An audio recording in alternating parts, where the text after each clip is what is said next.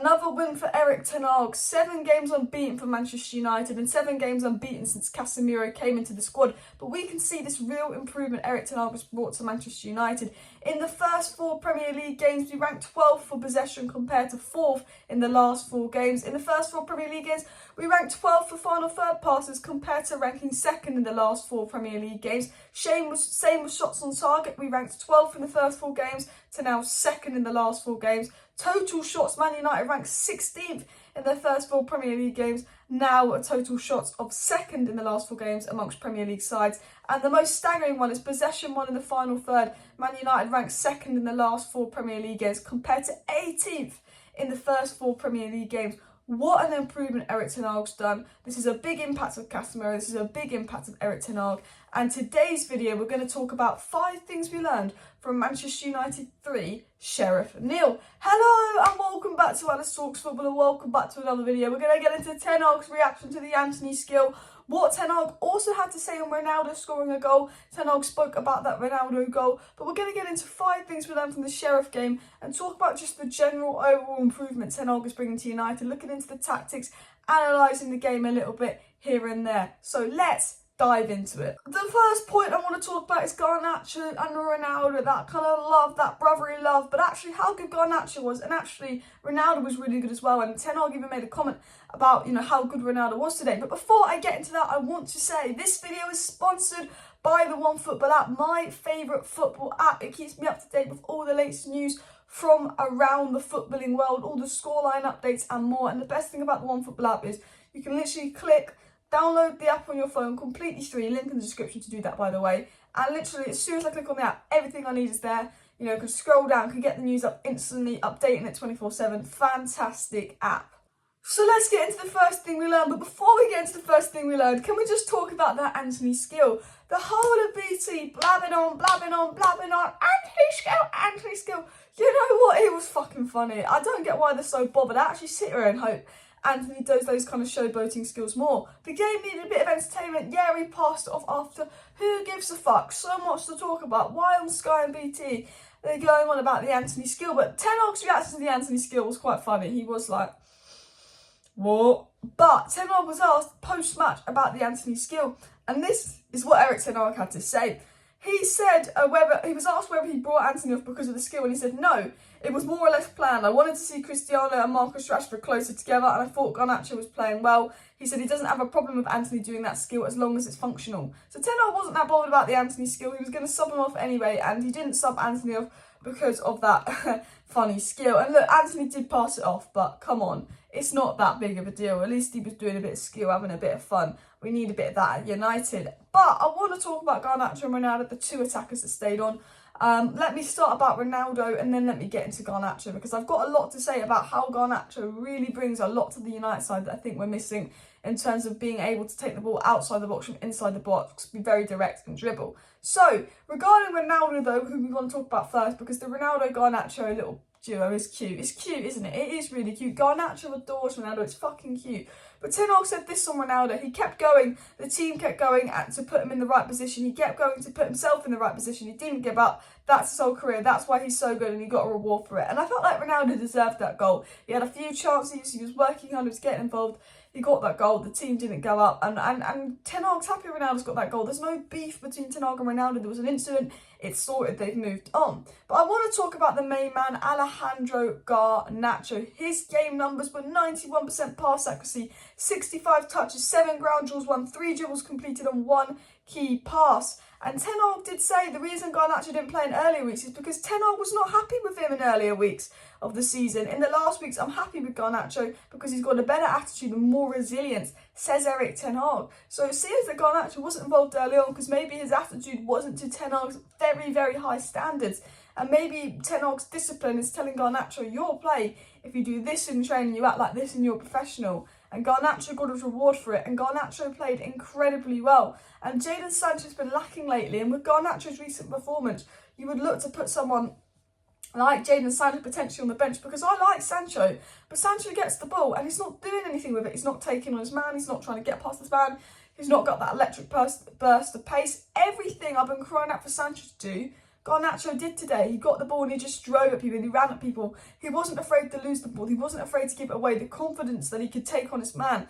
But the ability that Garnacho has to get the ball and actually bring it inside the box via dribbling, get the ball inside the box, was something United are massively lacking. He really brought something that we're massively lacking. He caused defenders a lot of problems. And I think versus Kufal, versus West Ham, Garnacho is going to cause major problems. So for me, he definitely got to start versus West Ham. But the second thing I want to talk about is that the Manchester United side in general are playing with a lot more confidence. You can see the Man United players running into the box, playing with confidence. The only negative was sometimes we were taking silly shots. Sometimes I think we were trying to desperately put it in the back of the net by trying to do those wonder balls. But you could see the confidence United were playing with. Ten Hag comes out after the game and said, yeah, happy we won the game, but we scored 3. We should have won at least 5-0, or we should have won 5-0.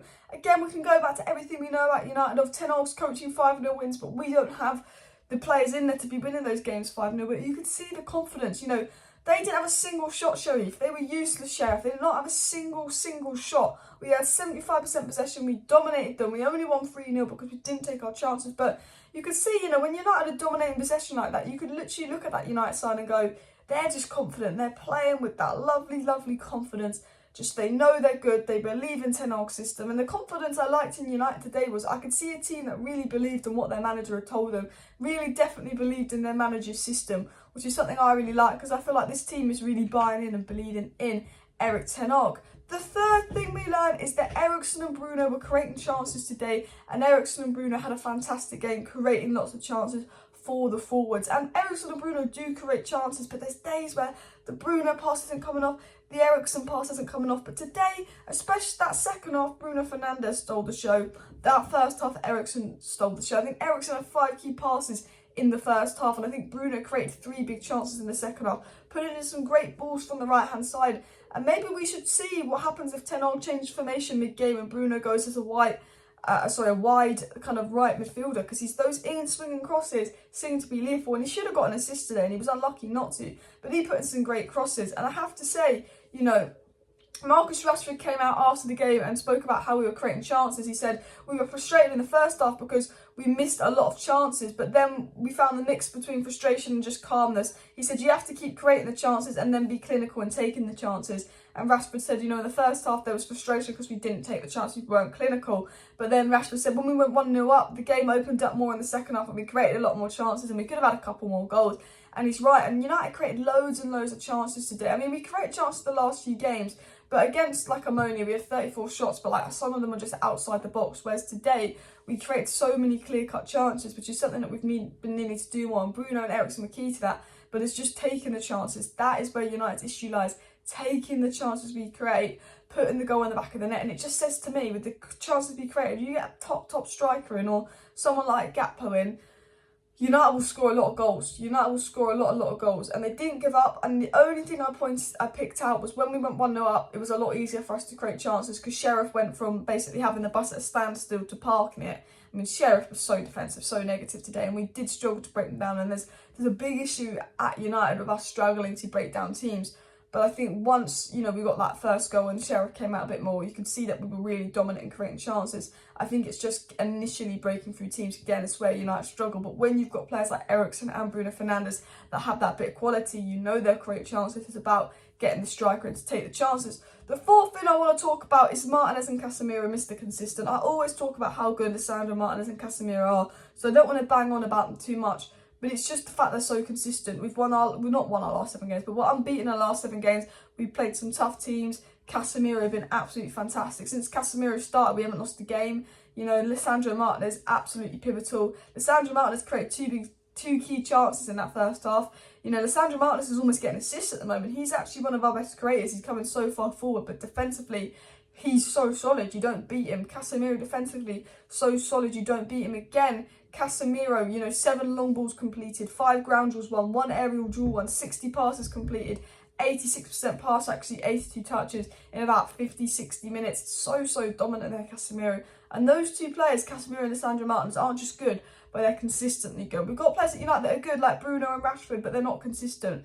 But we're actually starting to get consistency, and that's something we've lacked for a while. But United are starting to consistently perform solid, consistently dominate games, consistently win games, consistently create chances.